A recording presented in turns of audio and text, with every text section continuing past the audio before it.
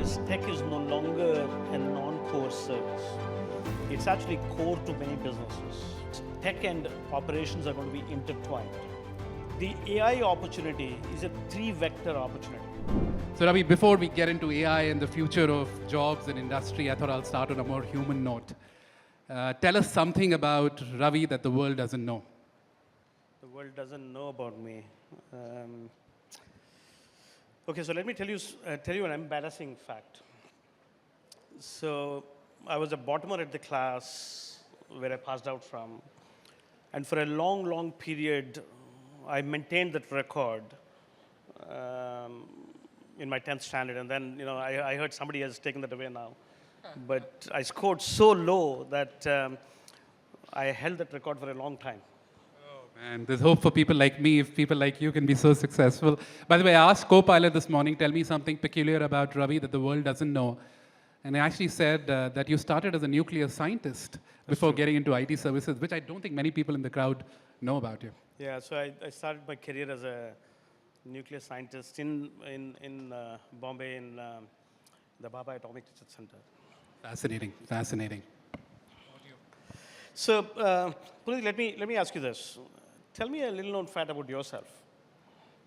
So I have this fascination with books. I read a book a week. I've been doing this for 25 years, which basically tells me I've done 1250 books. But Ravi, my dream is to get to 5,000 books in my lifetime, which basically means either I live much longer, which I don't think is possible, or I double the pace, so get to 100 books a year. Great. What's the AI tool in your personal life? I use Copilots all the time.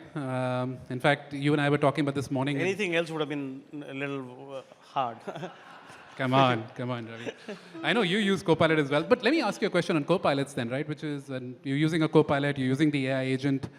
What is the superpower you wish the AI agent had for you that currently you don't see in the tool? I think the biggest use case for AI is being a personal tutor. I, of course, use Copilot. One of my favorite tools is Perplexity. Can we delete that? Go back to Copilot? Sorry, please carry on. It has deep research. Copilot does as well. In fact, Copilot's advantage is it also has work graphs, which it can integrate, which nobody else can because you have it on your desktop. There are other things which will come onto our personal lives. I mean, for example, both of us wear an Aura ring. I wake up in the morning and I do a sleep analysis versus seeing emails these days. So there's a lot which will come into our personal lives. In fact, I actually think technology in the last 10 years has gone from, before 10 years ago, it was governments, large enterprises, small enterprises, and then personal lives. It flipped. The entire model has flipped now. It's first in the consumer life, then it's coming to the small businesses, then to the big businesses, then to governments. That's how the AI wave has taken off. I love what you say about AI being a leveler because this structure is flipping. Yeah. By the way, one superpower that I wish Copilots had is to read people's minds. For once, it'll save my marriage. But on a serious note, imagine, and I'm sure it's coming in the next few years, when we're sitting in a crowd like this and Copilot can tell us, Ravi, that this is going on in the minds of people and this is where you should take this conversation. But let me now move the conversation. And folks, we did a poll. We tried to figure out what's top of the mind for all of you to make this conversation real, because I told you keep your mobile phones off, we'll make it real. The three questions that we heard the most from the people who are today in the room, the first question was, what's really happening to my industry? What's happening to IT services with AI? The second one, what's happening to my job? What's happening to my career? And then the third question I heard was saying, how do I stay relevant with all of this, right? This AI thing is moving at the speed of light. So how do I stay relevant and make a meaningful career? So those three questions we'll structure our conversation, Ravi, today on. So let's start with the first one. Give us a sense of, from your vantage point, what's happening to industries with AI and what's the future of IT services? The future of IT services is going to be very different than what it was before. You heard some of it from the previous speakers as well. If you go back to the history of tech services came into picture when enterprises across the world were globalizing. And technology was a non-core skill. And because it was a non-core skill, it got outsourced to third parties, system integrators like us. The first and foremost, the biggest change, every industry is a tech industry, software is the alchemy of every business. If you keep that in context, there is a lot of technology which will be deeply embedded into products and services. So tech services is not about building HR systems, CRM systems, supply chain systems for large enterprises. That will remain. But tech is also about embedding technology into the core of businesses. So there is going to be a significant transition of deep engineering skills needed in technology. So that's a shift, and you're already seeing that. The second shift is tech and operations are going to be intertwined. And because they're going to be intertwined, the operations spend of enterprises is the universe you're going to deal with versus the tech spend of enterprises. The tech spend of enterprises is roughly around 2 to 10%. The operations spend of enterprises is everything below the cost of goods sold, which is 25 to 30%. So when tech and ops are intertwined, the universe is very different.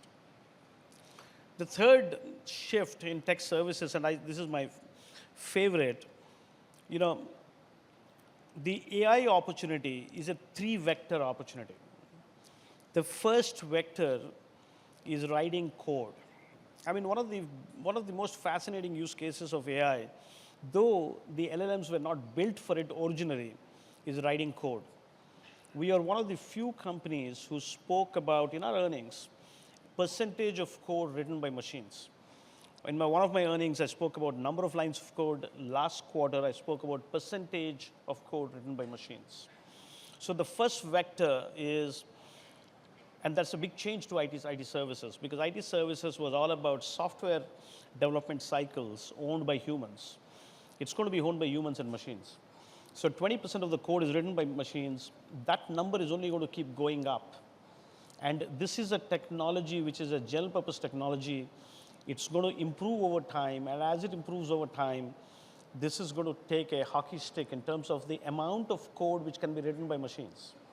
I mean, this is so deterministic. The input is very structured. The output can be actually as structured, and therefore, the advances in AI is going to take over this. The second vector of the AI opportunity is about enabling AI for new products, new services, integrating AI into enterprise landscapes, which means localizing a generic AI tool to the context of the business. That's as important. We did that for enterprise software. We are now going to do it for AI. Modernizing the data, modernizing the cloud, running the last mile infrastructure to improve the algorithm accuracy, improving the output, then making the AI more responsible, agentifying it in a way. And we've a lot of talk about how you can agentify, which essentially means you can take the AI and actually replace it with what humans do, and amplify the potential of humans wherever. That's the second vector. That heavy lift is going to be a ton of work, and it is not in the cost budgets of enterprises. It's actually net new, because it is going to be revenue generating, it's going to be new products, it's going to be new services. The third vector is probably the most important vector. That vector is going to be a multiplier of sorts. It's the unlocking of new service pools, which we never addressed. Those new service pools could be anything in an organization which can be agentified. You could tap onto that service. Say, for example, if you're an implementer of a sales software in a sales function, for $1 of software, you're spending $2 of services. Those $2 of services are now cannibalized by machines because AI is going to assist you. But if you want to agentify the sales function, it's people punching in opportunities, people punching in leads, people punching in forecasts, incentive compensation, all the marketing campaigns, all the sales function can be agentified. So the amount of services you can actually build around it is 10-fold, 20-fold to the services you did before. I was with a, with a healthcare equipment manufacturer just before I was coming to India, and they want to do connected care. Connected care, which was not actually captured by human services today. Unstructured data, which is sitting around every function in a company, which can actually be agentified. Those services are now available for us. If I have to capture those services, then I need skills at the intersection of technology and the domain. I was talking to one of my clients who wanted to agentify the legal function. If I have to agentify the legal function, I need skills at the intersection of legal skills and computing skills or computer sciences. So the capability needed is going to be interdisciplinary, and it's going to be at the intersection of these functions. So it's a very, very exciting time to actually be in, because the total addressable spend now is going to be multi-fold higher than just being tech spend. The question is, can we build the capability at that intersection? I was talking to a drug development company which does drug development cycles. They want to shrink the cycles using AI. So what kind of skills do you need? You need skills at the intersection of biology, chemistry, and computing sciences. It's a very, very, very, very different paradigm. But the universe we're going to deal with is not cost budgets. It's going to be revenue budgets of enterprises. It's going to be new product development. It's going to be operations spend of enterprises you can tap into. I mean, the Goldman Sachs CEO spoke about it in his earnings, about writing an IPO prospectus. I know he kind of mentioned about how 12 bankers for 3 months were writing an IPO prospectus. Right now, I think he mentioned in his earnings, in 1 week, 3 bankers can write an IPO prospectus with AI agents around it. Now, if I have to do that kind of work, I need people who know financial services, who can write IPO prospectus, and who can actually agentify that work. So it is at that intersection you need the skills.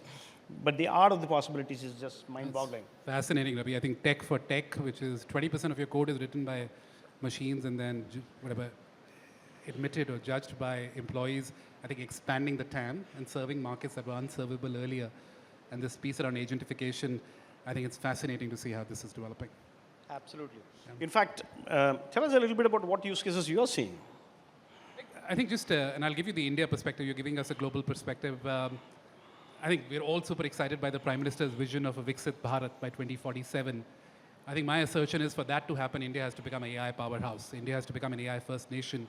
I think we're already on our way there. I think just the impact that we're seeing in this country, and I'll give you like the use cases I'm seeing, and I call them numerator use cases and denominator use cases. Numerator are top-line use cases. Denominator are bottom-line efficiency use cases.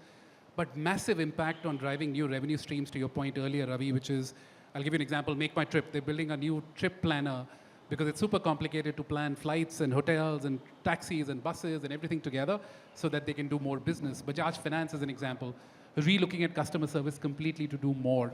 But tons of work happening on the numerator side. And then denominator, I'll give you an example of ADT Baramati, which was actually a trust set up to look at water scarcity. But now they're building farmlands of the future in India. And we're working with them, and they're seeing 20% better productivity of crops. They're seeing 25% less utilization of water and deforestation. So real impact across numerator, denominator. I think across classrooms to boardrooms to farmlands to commerce to communities, there's real impact across the board, Ravi, which is fascinating. And we're just getting started. We're in year 2 of the journey. Perfect. Okay, you gave the bankers in the room a little bit of shivers with your IPO prospectus story, but I'll make it more real now. Going back to jobs, right? Everybody in the audience today is wondering, what's going to happen to my job? What's going to happen to my career with AI? Any advice for people in the room? So this is an area I'm pretty deeply researched on in the future of work, workplaces, and workforce. First of all, workforces since the Industrial Revolution. We have a template where for the first 25 years, we go to schools. For the next 50 years, we work in enterprises, and then we retire. That template is, in some ways, up for disruption. I mean, you're studying in schools for the first 25 years. In the next 50 years, there is so much change that all you've done is not going to be worthwhile. So the first 25 years, you have to be a lifelong learner, and you have to intertwine education and work all your life.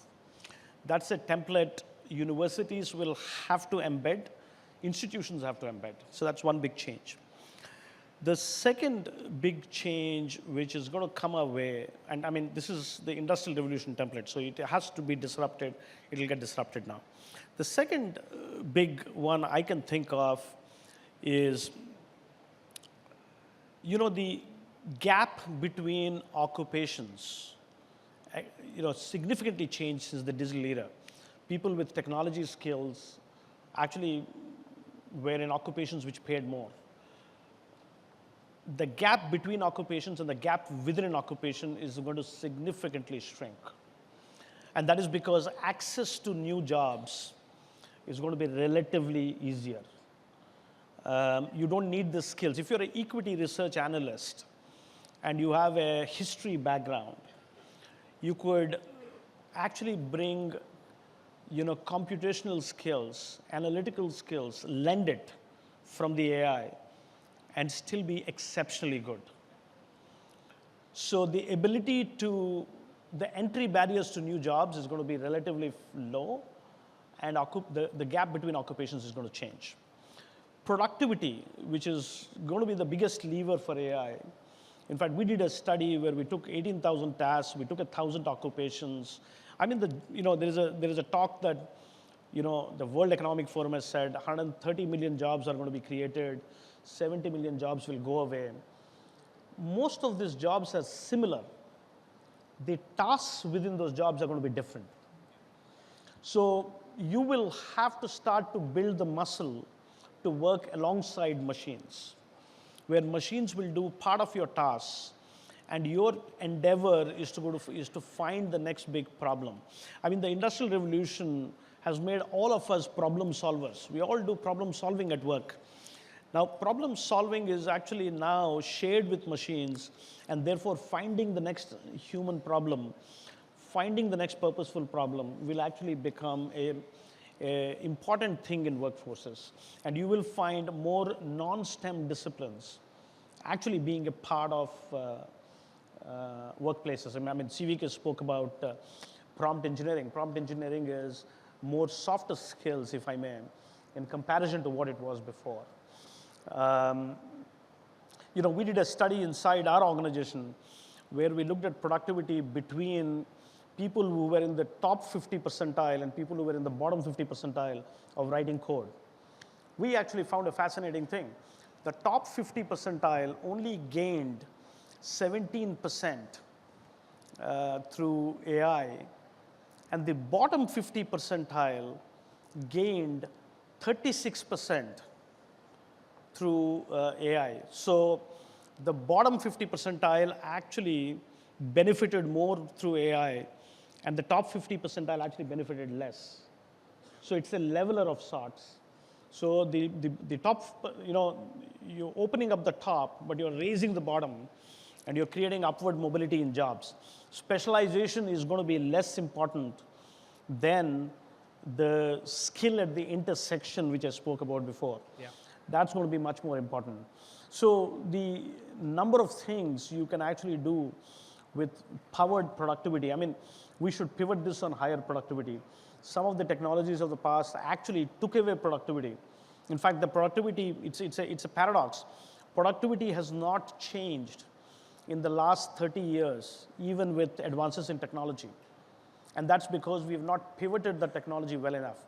So if you actually use this technology to do the tasks which you cannot do, use this technology to look at the number of tasks you can amplify your potential with, you can actually improve productivity and therefore improve wages. I love the way you said it. It's a leveler, right? And we were talking about this, which is AI has the potential to reduce the floor and raise the ceiling, which basically means young people can get started earlier. They can get the same skills, same information, same expertise.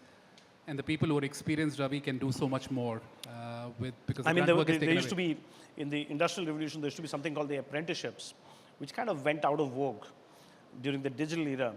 Right now, you're going to see apprenticeships coming back into the workforce.